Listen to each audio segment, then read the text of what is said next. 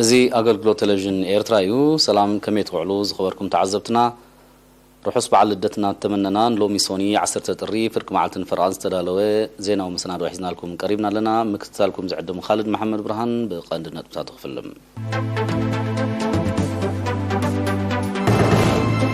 تمال بستقبر مرمراتات 32 زيغاتات بكورونا فيروس ملكافهم كرغاغتن كله 23 دما حاويهم تفانيهم ኤርትራውያን ነበርቲ ሞምባሳን ከባቢያን ድልውነቶም ንዝበረኸ መኸተ ኣረጋጊጾም ኣማመተ ዞባ ደቡብ ኣብ ምዕባል ዓቕምታት ውፅኢታዊ ስራሕ ከም ዝዓመመ ገምጊሙ ቁጠባዊ ውድብ ምዕራብ ኣፍሪካ ማለት ኤኳዋስ ኣብ ልዕሊ ማሊ ተወሳኺ እገዳ ወሲኑ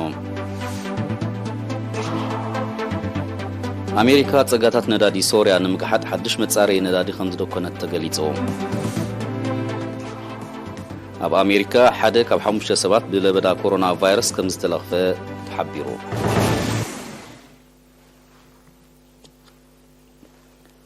ሓበሬታ ካብ ሚኒስትር ጥዕና ትማሊ ኣብ መወሸብን መመርመርን ማእከላት ዞባ ማእከል ብዝተገብረ ናይ ላቦራቶሪ ምርመራታት 32 ዜጋታት ብኮሮና ቫይረስ ምልካፎም ተረጋጊጹሎም ንሳቶም 4 ካብ መወሸብ ማእከል 28 ድማ ካብ መመርመሪ ማእከላት ኮይኖም ኣድራሾም ከክልተ ካብ ቲራቮሎ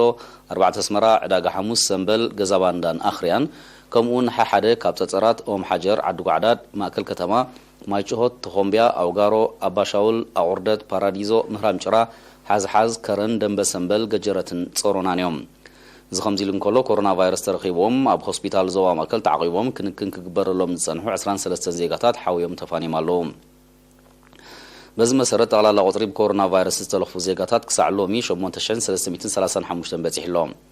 7961 ካብዚኣቶም ሓውዮም ዝተፋኑ 82 ብሞት ዝተፈልዩ 292 ድማ ገና ኣብ ሆስፒታላት ተዓቂቦም ዝርከቡ እዮም ሚኒስትር ጥዕና 9 ጥሪ 2022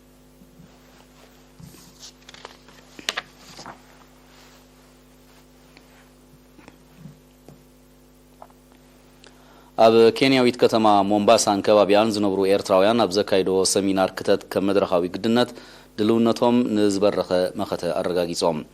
ኣብቲ ብርክት ዝበሉ ዜጋታት ዝተሳተፍሉ ህዝባዊ ሰሚናር ኣምባሳደር ኤርትራ ኣብ ኬንያ ኣቶ በየነ ርእሶም ንህሉ ኩነታት ሃገርና ከምኡውን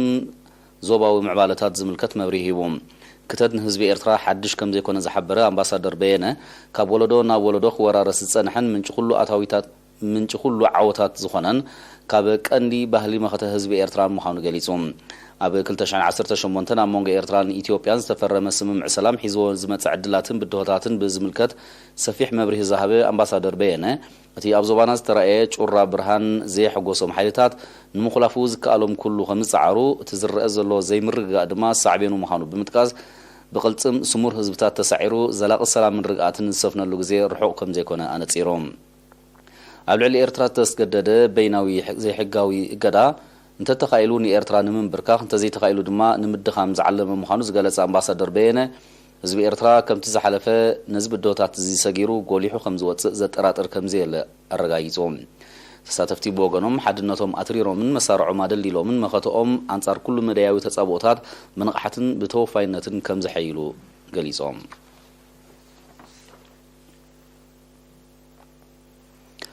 ሃገራዊ ማሕበር መንእስያትን ተማሃሮን ኤርትራ ጨንፈር ዞባ ደቡብ ኣብ 2021 ኣብ ምዕባል ዓቕምታት ውፅኢታዊ ስራሕ ከም ዝዓመመ ገምጊሞም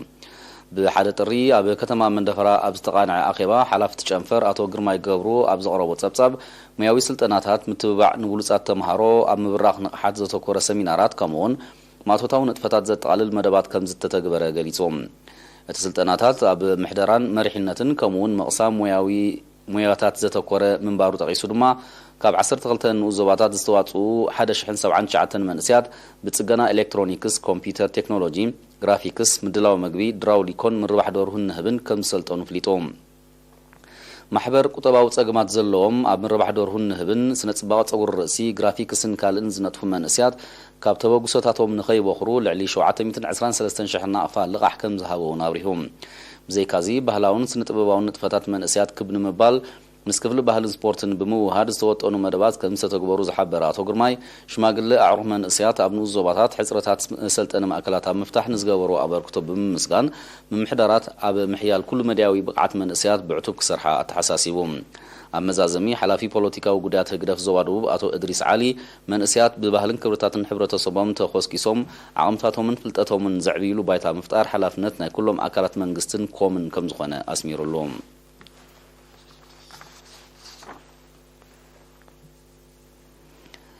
ኣብ ዞባ ደቡባዊ ቀይሕ ባሕሪ ተመሓላለፍቲ ሕማማት ብምግታእ ጥዕና ሕብረተሰብ ንምውሓስ ዝወፀ መደብ ኣብ 7 ምምሕዳራት ከባቢ ንኡስ ዞባ ማእከል ደንካልያ ዝተጠርነፋ 25 ዓድታት ከም ዝመርሖ መደባት ከባቢያዊ ፅሬት ብምልኣት ተግቢረን ብሓሙሽተ ጥሪ ኣብ ዝተኻየደ ስነ ስርዓት ዝተመዝገበ ዓወት ውፅኢት ዝተኻየደ ጎስጓሳት ከምኡውን ንቑሕ ተሳትፎ ህዝብን ዝምልከተን ኣካላትን ከም ዝኾነ ክግለጽ እንከሎ ተሳትፎ ደቂ ኣንስትዮ ብፍሉይ ተሞጊሱ ኣመሓዳሪ ንኡስ ዞባ ማእከል ደንከል አቶ ኣደም ዓብደላ ኣብ ዘስምዖ ቃል እዚ ብንኡስ ዞባ ደረጃ ተመዝጊቡ ዘሎ ገስጋስ ነቲ ብዞባ ደረጃ ዝትግበር ዘሎ መደብ ጸላዊ ተራከም ዘሎ ብምጥቃስ ነበርቲ ንምዕቃቡ ክሰርሑ ኣዘኻኺሩ ኣዋሃዲ ኮም ዝመርሖ መደባት ከባቢያዊ ፅሬት ኣብቲ ዞባ መንእሰይ ዓብዱሰላም ናስር ብግዲኡ ምትግባር ናይቲ መደብ ቀዳማይ ምዕራፍ ናይቲ ሸቶ ምዃኑ ብምጥቃስ ካልኣይ ምዕራፍ ምርግጋጽ ቀጻልነት ስለ ዝኾነ ነቲ ተሰሪሕ ዘሎ ብግቡእ ምክትታል ክግበረሉ ተላብዩ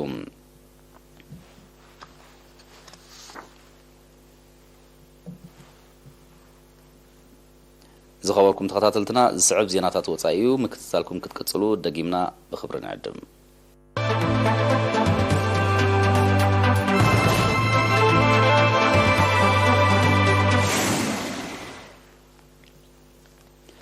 ቁጠባዊ ውድብ ምዕራብ ኣፍሪቃ ማለት ኤካዋስ ኣብ ልዕሊ ማሊ ተወሳኺ እገዳ ወሲኑ እቲ ዞባዊ ውድብ ኣብ ማሊ ብዕልዋ ስልጣን ሒዙ ዘሎ ወተሃደራዊ ጉጅለ ኣብ ዝመጽእ ወርሒ ለካቲት ምርጫ ክካየድ ንዝኣተወ ስምምዕ ከተግብር ቁሩብ ከም ዘይኮነ ብምጥቃስ ነቲ ስጉምቲ ከም ዝወሰደ እዩ ትማሊ 9 ጥሪ ገሊጹ ብመሰረት ዝሓድሽ ስጉምቲ ኣባል ሃገራት ምስ ማሊ ዝራኸበን ናይ መሬትን ኣየርን ዶባት ክዓጽዋ ኣምባሳደራትን ክስሕባ ኣብ ባንክታት ትውድብ ዘሎ ገንዘብ ማሊ ክድስክል ምዃኑ ተፈሊጡሎም ይኹን እምበር ኤካዋስ ኣብ ልዕሊ ማሊ ዝወስዶ ዘሎ ስጉምታት ንኹነታት ናይቲ ሃገር መሊሱ ኣብ ምግዳድ ሓሊፉ ዘምጽኦ ፋይዳ ከም ዘይህልዎ እዩ ዝጥቀስ ዘሎ ኣብ 2020 ዕልዋ ዘካየደ ወተሃደራዊ ጉጅለ ማሊ ኣብ 2025 ምርጫ ክካየድ ምዃኑ ገሊጹሎ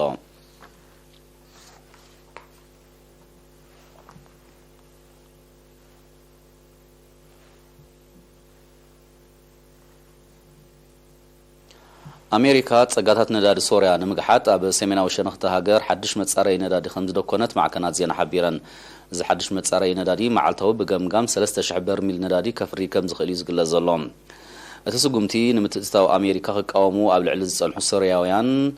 ሓያል ቁጥዒ ኣላዒሉ ምህላው ናይ ቀረባ ተዓዘብቲ ሓቢሮም ብዘይ ፍቓድን ኣፍልጦን መንግስቲ ሶርያ ናብቲ ሃገር ዝኣተወት ኣሜሪካ ዒላታት ነዳዲ ንምሕላው ኣማይት ወተሃደራት ኣዋፊራ ከም ዘላ ይፍለጥ ኣሜሪካ ኣብ ዝተፈላለየ ሃገራት እተካየዶ ወተሃደራዊ ወፍሪ ጸጋታት ንምግሓጥ ዝዓለመ ምዃኑ ይግለጽ ካብ 2003 ኣብ ኢራቅ ኣብ ዘካየደቶ ወተሃደራዊ ወፍሪ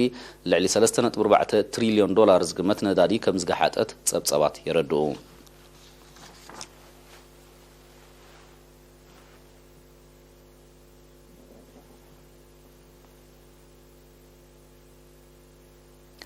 ኣብ ሕቡራት መንግስታት ኣሜሪካ ብገምጋም ሓደ ካብ 5 ሰባት ብለውበዳ ኮሮና ቫይረስ ዝተለኽፈ ምዃኑ ስታቲስቲካዊ ጸብጻባት ጥዕና ሓቢሮም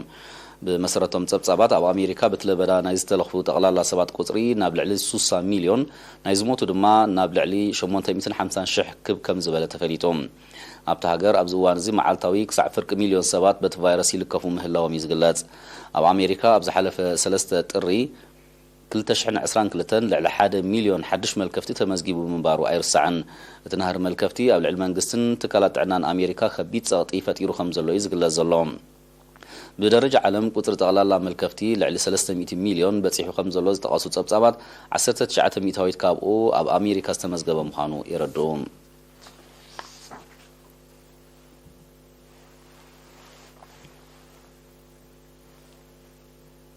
ኣብ ካዛክስታን ሙሳኽ ዋጋ ነዳዲ ከም ዘንቆሎ ብዝተገልጸ ንሓደ ሰሙን ዝቐጸለ ናዕቢ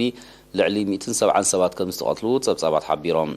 ብሰንክቲ ኣብ ሓያሎ ከተማታት ናይቲ ሃገር ዝተኸስተ ናዕቢ ኣሽሓት ከም ዝቆሰሉን ከቢድ ንዋታዊ ዕንወት ከም ዝወረደን ቶም ጸብጻባት ብተወሳኺ ኣረድዮም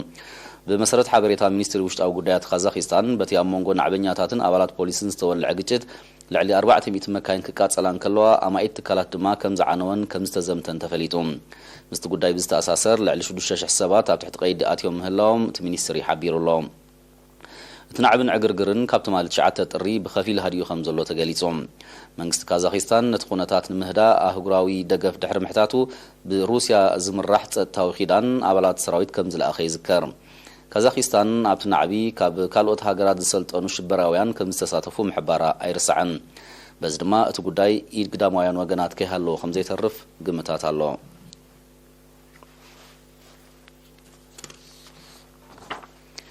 إيران مسقتلت جنرال قاسم سليماني بزتأساسر قداي لعلي 5 سمز أمريكا أبتسلي مزقب كمز سفرت حبيران زوزحو كابتوم أبتسلي مزقب سفيرهم زلو سمزي أززت سراويت مخانوم مع كنات زينا إيران أفليتن إيران زوسدتو نايقدا سقومتي أبلعلتهم سبا سلطان قطتاوي هاسيا كمزي هلوكا زقلس انتخونه نمتفنان كلتين هاقرات مليسو كخرورو خمز خلقنا يحبار بريزيدنت إيران إبراهيم رئيسي أبقتلت أزازي حلوة صورة إيران زنبرق قاسم سليماني إيد زنبرم وقنات بحق مزيحتوتو هاقرو حنانا يمفداي سقومتي كمتوسد كتنقاطين حيوم دحر قتلت جنرال قاسم سليماني أب عراق أبلعل زركب معسكرات سراويت أمريكا زكايد متقعتات روكيد نازايا دخن متسا إفلت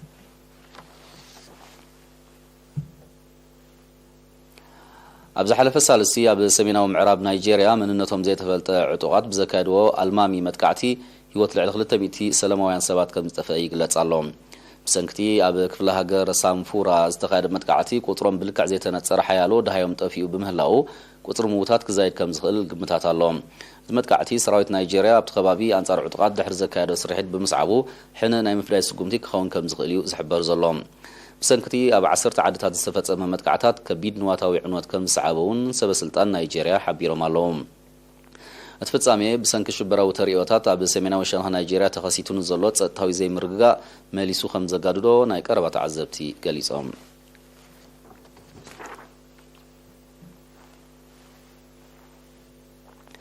تمالي تشعتت الرياب كتما نيويورك حبرات منقسات أمريكا أب على 19 درب هنصاب زقات محادقة بارع بوعدو 19 سبات مويتهم بسنك تحادقة سياد زركوهم لعلي سوسا قوسيلهم بمهلاهم قطر موتات كزايد كم زخل سمزي حكمنا كتما نيويورك أميتهم بتزاقيت أنكو زي تنتصر بارع أب لعلي نبرتون بقليل زي قمت عنوات كم زوردت هفليت اللهم بالحدث الري أب فيلادلفيا حورات منقسات أمريكا بزقات أمتها سما أساسا لحدقة 10 سبات كم زماتو سبات يردوهم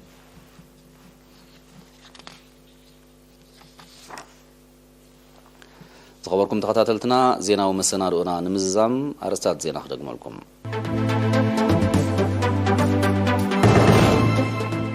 تمال بزتقبر مرمراتات 30 كلتن زيقاتات بكورونا فيروس مكافهم كالرقاقة كله 23 دما حاوي متفانيهم إرتراوين نبرتي مومباسا كبابي أندلو ناتهم نزبر خمخة الرقاقيصهم أمام تأزو وادوب أمام عبال عقمتات وتسيتها وسرع كم زعامة مقمقيمو قطباو دب معراب أفريقيا مالت إيكاواس أبلع المالي توسخ إقدا وسينو أمريكا تسقطت ندادي سوريا مقحات حدش متصاري ندادي كم زدقونت تقليتهم أب أمريكا حدك أب حموش سبات بلبدا كورونا فيروس استلخف مخانو تحبيرو خبركم تخطاتلتنا نعجز تدالو ناي تقرنيا زينا بستفتسيمو بحانو علو